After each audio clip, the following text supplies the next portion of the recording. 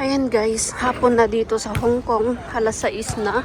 Bumaba ako saglit, bili ako ng gulay sa Kaibo guys. Ayan, kasi malayo naman ang market dito sa amin, ang malapit lang is Kaibo. So, sa Kaibo ako pupunta, bibili tayo ng gulay. Ayan guys, sobrang init kasi kaninang tanghali. Kaya hindi ako bumaba. Ngayon alas 6, medyo, syempre pagka ganitong oras na wala ng init. Pero alam nyo guys, sobrang napakainit na ng panahon ngayon. Siguro nga summer na. Kaya ganito kainit. Hindi umubra yung aming electric fan ba. Ang sweet ni Lolo at saka si Lola. Hindi umubra yung electric fan namin.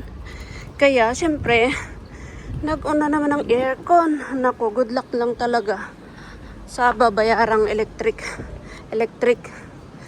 end of the month. Ay nako, ang taas-taas pa naman ng bill namin. Ayan guys, ito yung Onyat House building. Ayan, so dito yung Kaibo sa left side. Ayan, shortcut tayo dito. Ang ganda ng ano, ang ganda ng sikat ng araw. Palubog na ng araw guys, alas 6 na. Kaya parang ano, makulay ang palubog na araw. Ayan guys, yung Kaibo, dyan tayo bibili ng gulay. Gulay lang naman bibilihin ko guys, kasi ano yung ulam namin, nag-isda kami kaninang tanghali, so gulay lang bibilihin ko ngayon. Ayan, ang ganda ng ano, ng araw. Ayan guys, Kaibo.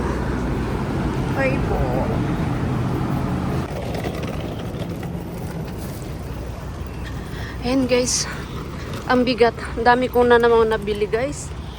Ayan.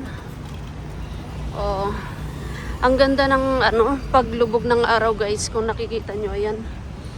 Hindi lang makita, parang ano kasi, natakpan ng building.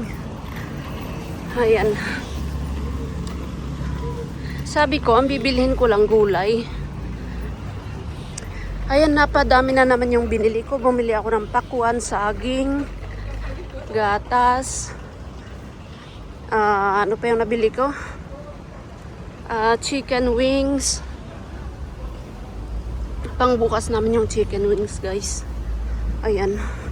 O, diba? Ang bigat. Aray ko. Ayan. Lakad-lakad lang ako pabalik ng bahay.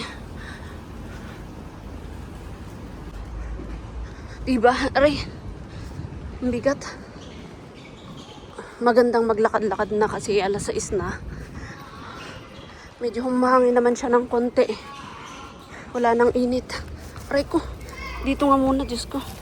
Wait lang guys. Ang dami kong nabili. Diba? Tinapay pa pala. Bumili ako ng tinapay. Ang sarap ng buhay ni Lolo dyan. Upo-upo siya dyan sa gilid. Tapos maraming puno. Yan, maraming puno dito sa amin. Kaya maganda. Pagka umaga at saka hapon dito, humahangin siya. Hindi tulad pag nasa city ka, makikita mo lang sasakyan, kalsada, bahay, building. Dito guys, maganda. Makikita mo naman dito mga matatanda. Yan, pagka umaga, hapon, nagmamarites sila dito. O tulad nila, o diba? Marites sila dyan. Tapos dito tayo, likod tayo. Ayun guys. Ay,